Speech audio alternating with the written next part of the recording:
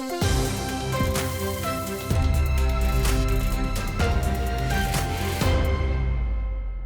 کاتتان باش شەوی سێشەمە سەرۆک دۆناڵد ترامپ یەکەم وتاری ساڵانەی لەسەر ڕەوشی وڵات لە خولی دووەمی سەرۆکایەتەکەیدا پێشکەش بە کۆنگرێسی ئەمریکا کرد. سەرۆک لە وتارەکەیدا باسی کۆمەڵێک بابەتی گرنگی ناو ئەمریکا و جیهانیشی کرد، لەوانەدا ئابووری، ئاسایشی نیشتیمانی، ڕوبەڕووبوونەوەی تاوانکاری و هەروەها لە بەشێکی وتارەکەشیدا باسی لە سیاسەتی دەرەوەی ئەمریکاش کرد و هەوڵەکانی ئاشتی لەسەر ئاستی جیهانیدا. لەم بەرنامەیەدا لەگەڵ هاوکارانم سیروان قچۆ و ساڵح دیمیجەر باز لە خاڵە گرنگەکانی ئەم وتارە دەکەین. ساڵح سەرەتا با بێمە لای تۆ، سوپاستان دەکەم کە لێرەن و سەرەتا دەمەوێت بۆ دەست پێ بکەم. سەرۆک ترامپ وتارەکەی بەوە دەست پێ کرد کە ئەمریکا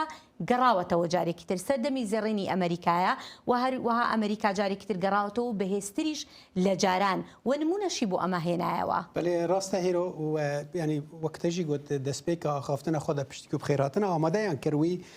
یەکەم گوتنە کە گوت وڵاتی مە ڤەگەریایە. ئەڤژی من لە ئەو پێزی درێژیە نزیکی 2 ساعتان لە ئاخافتن نوێی گوهداری کرد کورتە بردەکە، ینی ئاخافتنێک وەک یەک هەڤۆکە و وڵاتی مە ڤەگەریایە، وڵاتی مە بەهێزتر دەوڵەمەندتر ئەم ببێژن بهتر به باندور ل جیهانی تفدا و گریایه اف کرتبریه همی گوتارا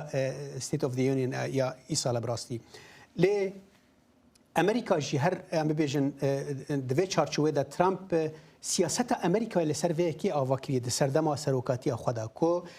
دوی امریکا بهستر وگره دوی امریکا ام بیژن رضا خال سرانسری دنیای جاره کردن وگرینه و شوهر گوچی ایدی دنیا جهان رزل مدگره ایدی ام بحثوای کیجی کرکو پشتی نزکی 5 مهندن روجا ام بیژن سالوگرا 25 سالیا سربخویا امریکایه کو تدا امریکای سرفرازی و آزادی و سربخوی خو جاره کردن ودگرینه اوجی نشانه کرده و درباره ده هر حال آخافتن نوی گلک دوی درباره ده هبون همینها بشه که کردش آخافتن نوی او بکن گهداری بکن و همی جاره کردن وگرن. We're also restoring American security and dominance in the Western Hemisphere. ام هروها اولهی و هجمونی خویا نیشتیمانی لپارزمین روجاوا ودگرینن و اولکرنا برجواندین خویا نیشتیمانی و بروانیا ولات خوژ توندی ترور دست وردانا بیانی د ولات مدا د نافداجی مکسیکو کوج آلیه کوجر و کارتلین مادهین هجبر و هاد بو کنترول کرن لو ما من او کارتل وکا رخصتنین تروریست ام بیانی بناف کرن و من فنتانل وکا چکن ویران کرن بکوم راگهاند. بله هیرو یعنی ترامپ دخوازه ببیجه که سردما گوچی سردما زیرینا امریکایی و گریایه دوی درباره داشی او سرکفتن حتی دجه کی داد بیجه گلک گازن آجمد کن کد بیجه گلک سرکفتن تشکر نمیدین نماد کارن تحمل کن جبر برای امفری و کی نبون که او قاسرکفتن هبند بیجه و ام بیجه نشانه هری سرکجی سرکفتن را وکو سرکفتن که فیزیکی جی میوان آنی بود که تیما هاکیه کل برانبر کانادا بسر کتبو او جی وکو هم خلات کرن هم جی وکو نمونه سرکفتن امریکای نشان داد. پاشان باز لواکن که لزوربی بشی و تارکی دا کاتک باسی لبابت کرد نمونه شی بو ام بابت اهنای و بنمونه باسی بابت کرد سیروان دی ملایتو بشی کی زوری و تارکی رو کو چاروانی شکر باسی آبوری بو اما دزانین آبوری یەکێک بوو لە بابەتەکانی کە لە خاڵە سەرەکیەکانی هەڵمەتی هەڵبژاردنەکەشی کە تیشکی لەسەر ئابووری بوو لە تارەکەی دوێنەشدا زۆر باسی لە ئابووری کرد، باسی نرخەکان، هەرزانبوونی نرخەکان و هەروەها بەهێزبوونی ئابووری ئەمریکا. ڕاستە ینی وەکو هاتە چاوەڕێکردن پڕانیا گۆتارە سەرۆک ترامپ لەسەر دۆسەیە ئابووری بوو شخۆک ساڵحشی گوت ینی ئەف ئەجندەیە وی سەرەکەیە ئەف مثلا بيجن ناسيوناليزم آبوري كو ترامب دقرا يكيد وقرا دواجي سروكاتيا خوال سر آواكريه دبيجا دبي حرتش لأمريكا ببه دبي آبوري دخزمتا ويكيد بكو هم درفتي كارتشي ببن أو دبيجا دوان چند مهن داوي ده دوان 10 مهن داوي ده وقتا كو بآوایکی کاریگر دست به سروکاتیا خاکر بکیمانی 700,000 کارن دواره ام بیژن آواکرینه ده لامریکا و جبو گلک کسین ام بیژن چینا کارکران لامریکا و تشتکی گرینگش بو مالباتین چینا کارکر هروها بحثاوی که کرد کو امریکا دوی دمیده 18 تریلیون دلار وەکو بەرهێنان مسۆگەر کریە چ دریا کمپانیên تەکنۆلۆژیە de çi دریا girêbestên berhemdana petrolê de wevayê xalekê gelekî behsa wê kir ku te dît rexne li rêveberiya Trump Biden kir got ku Biden biriya gelek em bêjin pakêjin yan pakêtên em bêjin enerjiya paqij mesela enerjiya keskewt tiştên ku liberal behsa wê dikin na ez ê biriya berhemdana niftê ne tenê abûriyê bihêz bikim lê ez ê bi awayekî rasterast derfetê bidim malbatên karker li Amerîka کو يعني درفتي كار پیدا بكم وشبيه بحثا مثلا كيم كرينا يعني برينا باجي لسر كارسازان وكامبانيين ايفيكو درفتي كار پیدا دكن بحثا قالك مجارين دين كي يكون نمونه كاتشاوات كاربه بريا وان باجا گمركي يا لسر ولاتين درفي امريكا تكاربه نتني ام بيجن بيشسازيه لهندر امريكا دقالك جور بجيران ام بیژن گله کرتو سکتور د به حزب کله د همان د میده او د هات جوام باجا گمرکی تب کار بینه کو تجاره کدن ابوریه ام بیژن ابوری بشکی زوری و پارانج لو باجا گمرکه و هاتو برپاری که اماجی پکرد و هر وکو اماجم پکر یعنی بشکی زوری لقسکانی نمونه کسانی که لوی بو وکو نمونه میوانکانی که بانگیشتی کدبو رنگدانوی گزارشتی لقسکانی کرد و یعنی هەر لە چوارچێوەی ئابووریە باسی لە مەسلەی دەرمان کرد کەمکردنەوەی نرخی دەرمان و کەسێکی هێنابوو بە نمونە کاتێکە با بڵێن بۆ مەسلەی مناڵبوون ویستی بووی دەرمانێک بکرێ گوتی کە نرخی دەرمانەکە 4,000 دلار بووە بەڵام لەبەر ئەو بەرنامەیە کە ترامپ RX ئێستا وای توانیوێتی ئەو دەرمانە بە 500 دلار بەدەست بهێنێکە 3,500 دلاری فەرقا بۆ کەسێکی کارکەری ئاسایی کە ئەمە بڕەپارەیەکی زۆرەکە بتوانی بەدەستی بێنی بابەتی دەرمانیش دایما شتێک بووە کە لە وڵاتە یەکگرتوەکانی ئەمریکا مشتومڕێکی زۆری لەسرە لەبەروی نرخی دەرمان ینی بە بەراورد لەگەڵ وڵاتانی تری پێشکەوتووە گرانترە هەمیشە کاتێکە باس لە ئەو چیرۆکانە ئەکرێت بڵێ هێرۆ ینی ئەv وەکو نەرێتەکەیە کۆ ئەم ببێژن گۆتارên وهادا سەرۆکین ئەمریکا gelekان وها کریە کو چیرۆکên تایبەتینن بەڕاستی دیگهن دلێ خەلکێ ینی وەک نمونە سەرۆک ترامپ دەوێ خۆدا ئەزێ بەحسا بە کورتی بەحسا دو چیرۆکان بکەم کو یەک ژێ ئەم ببێژن کەسێکی شەروانێکی دێرینێ ئەمریکایە بادی تاگرت کو لە فلپینێ د شەرێ جیهانیە دویەمدا شەرکریە و قەهرەمانیەکە بێ هەمپا نیشادایە کو لێ دەرێژی ترامپ بەحساوی کرد و ئەم ببێژن وەکو ڕێزهینانێ ناوی وی ئانی زمان و بڕێزداری ئەو ئەم ببێژن ئانی زمان دەبێژە ئەو کەسا ینی بادی 4th of July دا ینی ئەم ببێژن ڕۆژە سەربەخۆیی ئەمریکایە ئی ساڵدا تەمەنەوێت بی 100 ساڵ ینی وەکو تشتێکی وەکو زۆر لەسەر خۆش بوو ینی لەوێژ بوو کەسێک بوو ینی بەڵێ نمونەیە دویەم ئەوژی ئەو بوو کۆ ئەم ببێژن ئەوژی سەربازێکی مەلەوانێ نۆبەدارین دەریاییên ئەمریکایە بوو کۆ بناوێ سکات ئەو 4th of July ساڵە چوویدا ینی دڕۆژە ئەم ببێژن سەربەخۆیی ئەمریکایە ساڵە بوریدا ویلن لە تەکساسێ لە ناوەندا تەکساسێ کامپێکە کەچان هەبووی لەوێ دەرێ لەهیرا دەبێ ئەو لەهی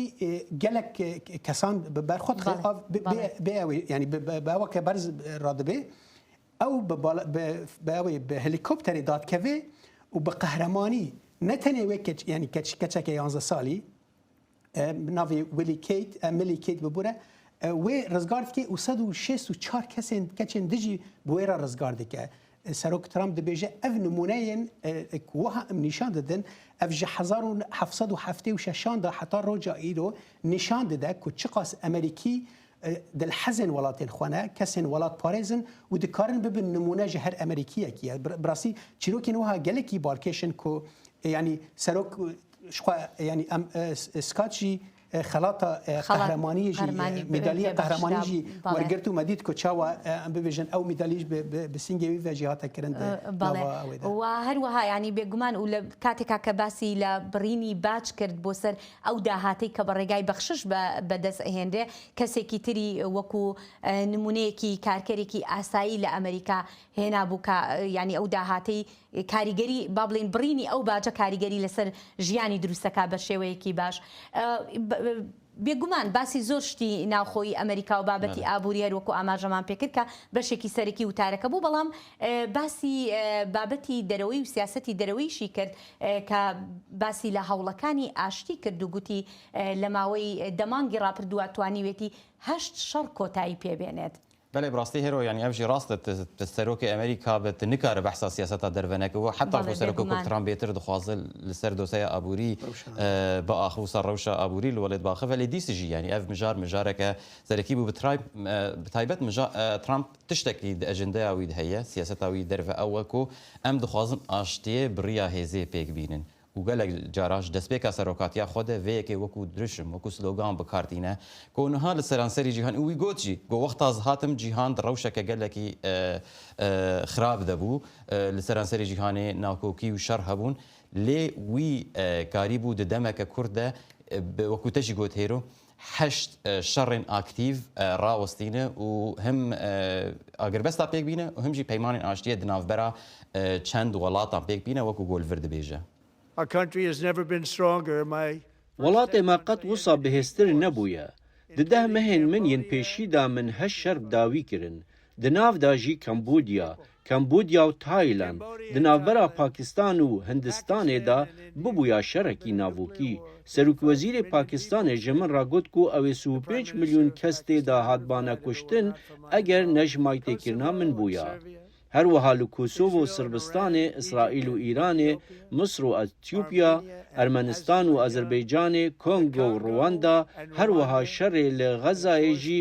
di asteke gelekî nizimda didûme.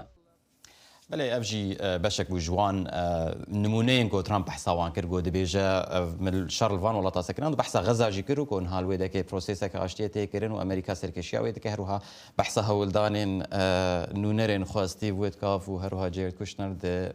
هولين راوستاندنا الشر دنابرا روسيا اوكرانيا داد براستي يعني ترامب خوازه ديست بيج امريكا حتى جيتي يعني افري بريا هاند بيجا اشتيه بريا هزي بيك بينا لي دهمان دميده امريكا آماده کو هزه بکارپینه اگر پیوست به سوان اوجید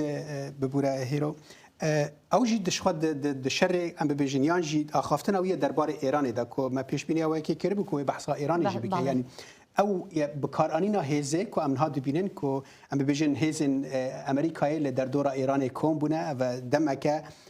دخوازه ترامپ و کی ایران را نشان بده و اخافتن خود جی بحث اوی کی کر کو اف رژیم في ولاتي هاني كو ولاتي كي مزنه يعني ايران وكو ولاتي كي مزن جورب بنافكر كو بوتشلو 7 سالنا افريجيم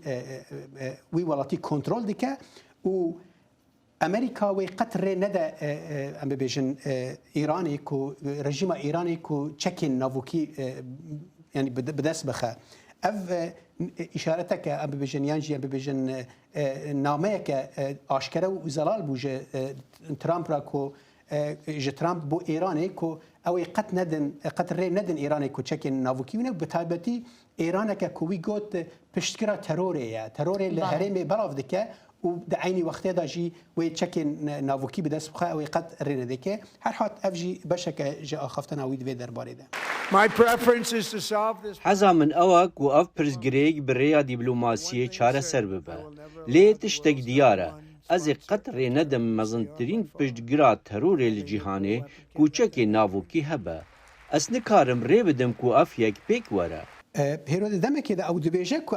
ام هزه بکاربینن جبو کم آشتیه بسپینن او دبیجه او وکو گوچی او آمادنه یعنی امریکا آماده جبو دیپلماسیه را. افجی گلک شیرو وکار لسرانسری دنیای جیوه که تینن کو رنگ کاره به فشاره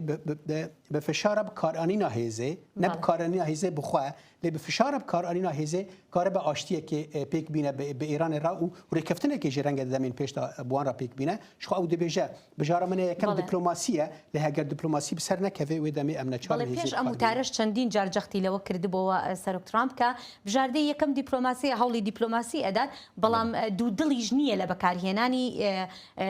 چک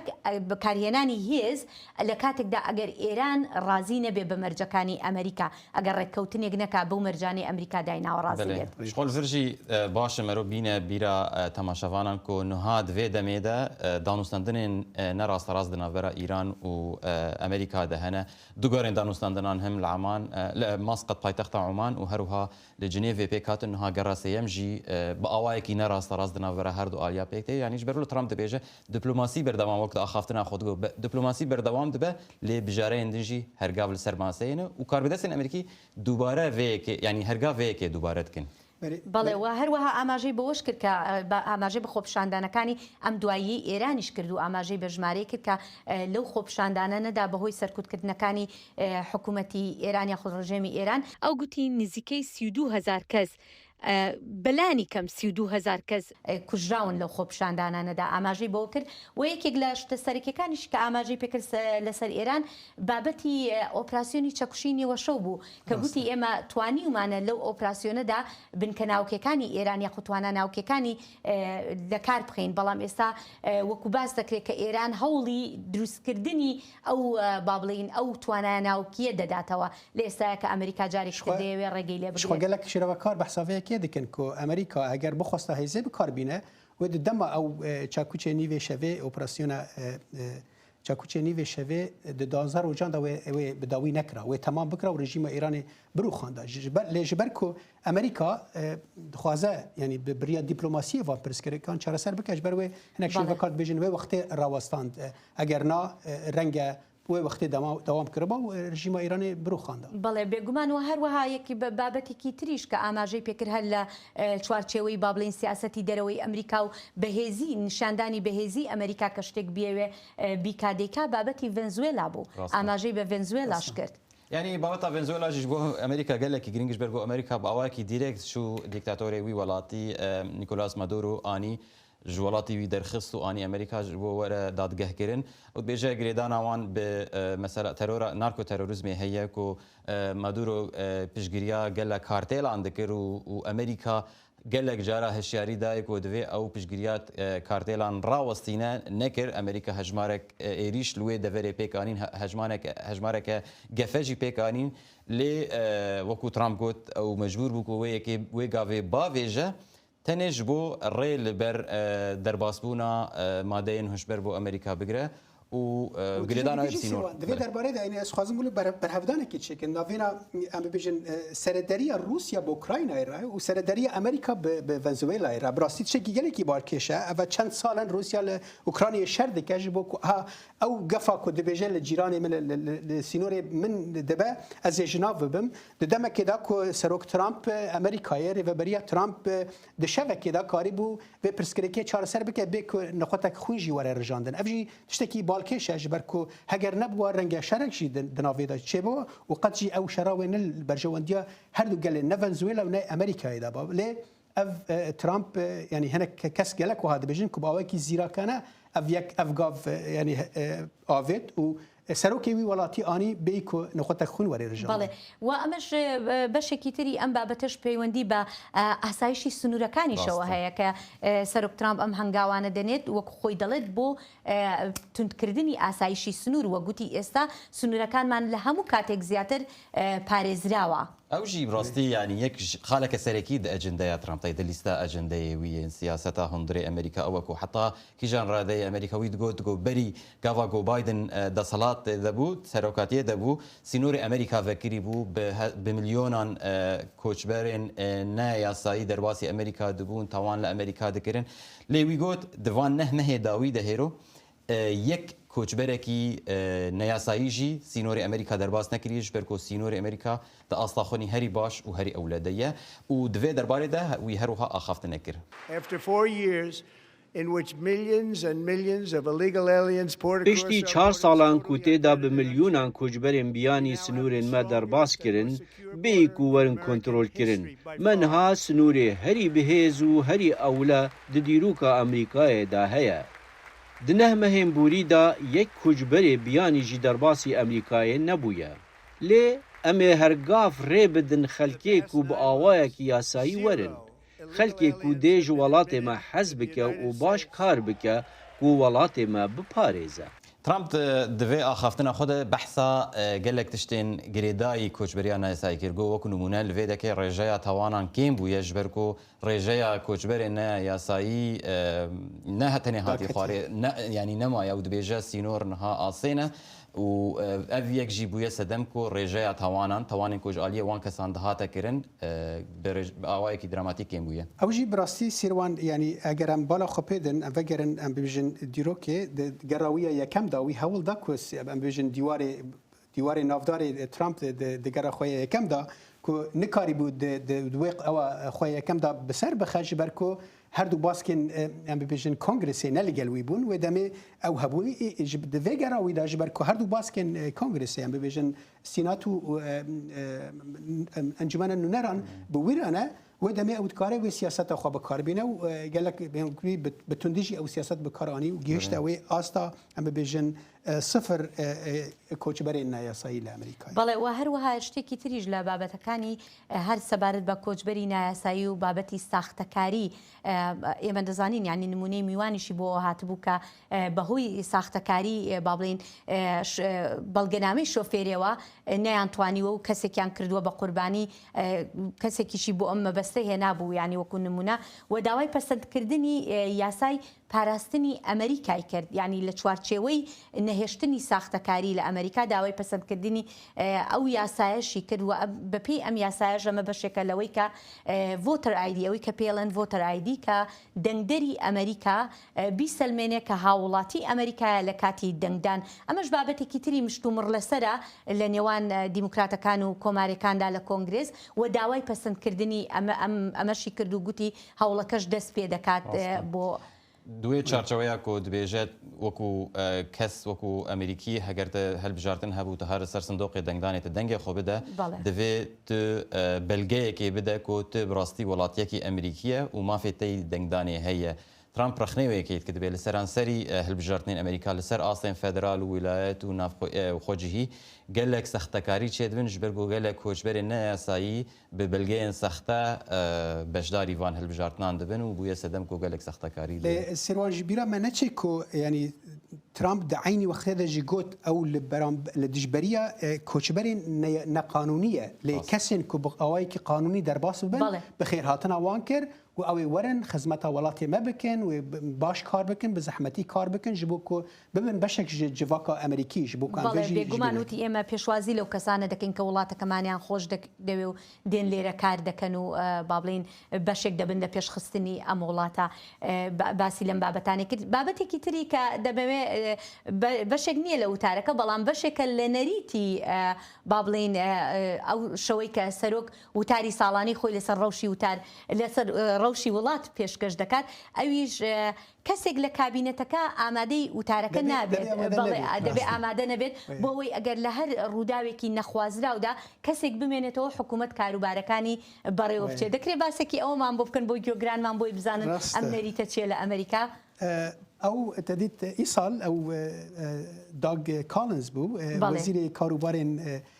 سربازین دیرین بو او نبو یعنی براستی تشکی بالکشه یعنی جبری دا وکو نریتکی کو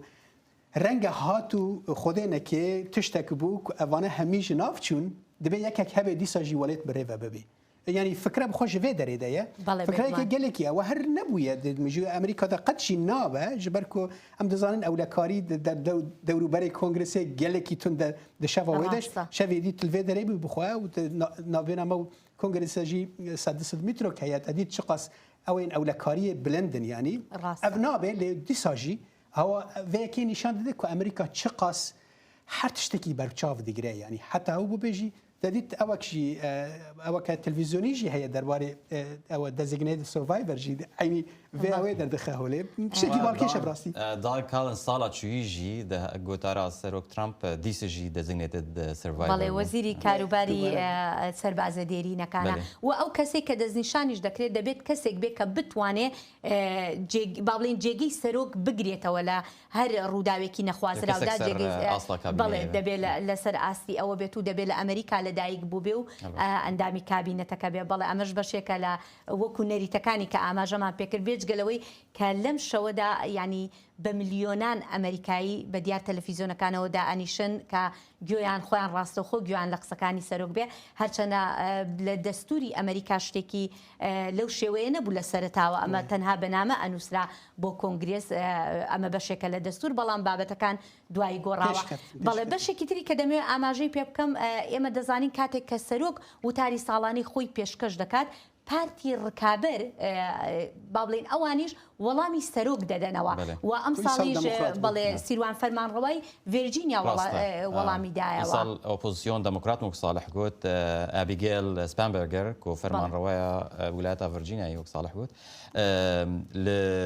دگۆتارێکی دندا لە باژارێکی دیرۆکی لە ڤەرجینیا بەحساوەیەکێ کرد هەم بەحسا وێژی بەحسا 25 ساڵبەگەرا 25 سەرخۆبوونا ئەمریکا کرد گۆتارێکی گەلێکی کورتتر وژگا ترامپ دۆرە نێزیکی 2 ساعتا بوون ئاوێت باوەڕکەم 10 دقیقە 11 دقیقە بوو رەخنەل ترامپ کرد گۆ بوهایی و ئینفلاسیۆن لە ئەمریکا هین هەیە هین گەلێک ماڵبات لە ئەمریکا وانتشتا کەلوپەلان ینی نرخی کەلوپەلان گەلکی گران دەبینن ینی رەخنە لە سیاستên کۆچبەریە ترامپ کرد و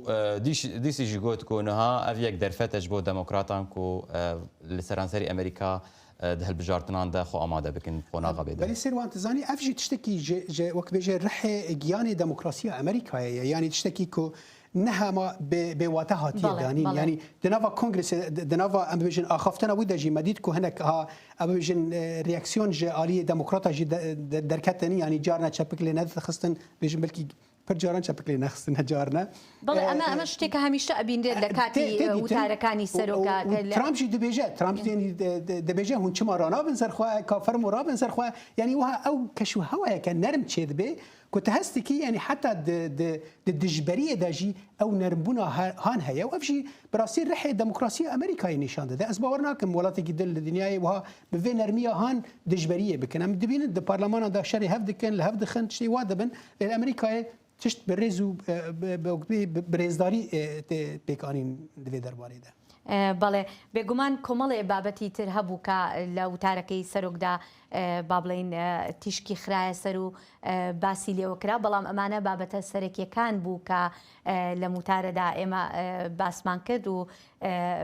ئەم شتانە باسی بابەتێکی تریشمان کرد کە بابەتی فەنتانێڵ بوو ئەویشی بە ینی وەکو چەکێکی بە کۆمەڵ کوژ لە قەڵەمدا سەرۆک ترامپ لە وتارەکەی داوتی ئەمە چەکێکی بە کۆمەڵ کوژە و هەموو ئەو شتانش لە کۆتاییدا هاتینەوە سەر ئەوەی کە هەموو ئەو قسانەی کە باسی لێوەکە ڕنگدانەوەی با بڵێن ڕێبازەکەی بوو بە چه ئاقارێکە ئەیەوێ بڕوا و ئەیەوێت چۆن کارەکانی بکات و بەشێکی تریش لەوە بوو کە داوا لە کۆنگرێس بکات ئەو ڕێبازانی کە بەلای بەڕێوەبەرایەتێکەوە گرنگە پەسەندی بکەن ئاخفتنە خۆی دەستپێکەدا گوت ینی ترامپ ئەوە خۆدا گوت کۆ ji ber wê yekê dixwaze wê bihaneyê ji xwe re deyne ku yanî ji ber wê yekî wî ew kartêlên madeyên hişber ku di navan de jî mesela fentanyl gelekî giring ew giringiyê Donald Trump pê dide ewa ku ji ber wê wî ewana weku grupên biyaniyên terorîst binav kirine ev jî hinekî bûye cihê em bibêjin ji alîkî da cihê dilxweşiyê nav Amerîkayê ji alîkî da ku ها امریکا آماده کو شر مادهین هشبر بکه جبر گلک جاران گوتبون کو اف مادهین هشبر خلکی چکان بیتر خلکی دکوژن خلکی امریکی دکوژن جبر و دوی ریلوان وری کرتن بله سپاس صالح سپاس سیروان عزیزان لێرەشدا هاتینا کۆتایی ئەم بەرنامەیەمان تا بەرنامەیەکی تر و بابەتێکی تر هەر شاد و بەختەوەر بن